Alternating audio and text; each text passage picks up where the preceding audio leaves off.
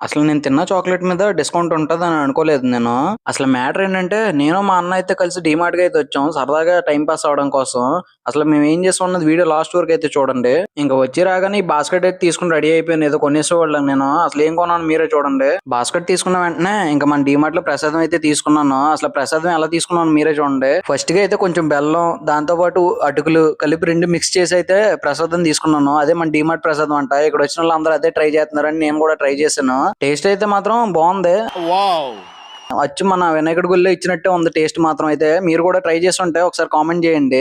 అది ఏంటో కానీ తెలియదు కానీ డీమార్ట్కి వస్తే అసలు మనకు టైమే తెలీదు. ఇక్కడ ఉన్న జనాలను చూస్తేనే కానీ లేకపోతే వస్తువులను చూస్తేనే టైం తెలియట్లేదు. ఇక్కడ రేట్లు మాత్రం గట్టిగానే ఉన్నాయి. అసలు కొన్న సామాన్ల కన్నా బిల్లే ఎక్కువ ఉంది అసలు చెప్పాలంటే. అసలు ఆ మాట ఎందుకన్నానంటే, నేను చేసిన బిల్లుకి అక్కడ వచ్చిన వస్తువులకి సంబంధం లేదు. ముందు నాకు ఒకటే అనిపించింది, మన ఇంటి దగ్గర ఉన్న కిరాణా కొట్టే బెస్ట్ అని లాస్ట్ కి అయితే.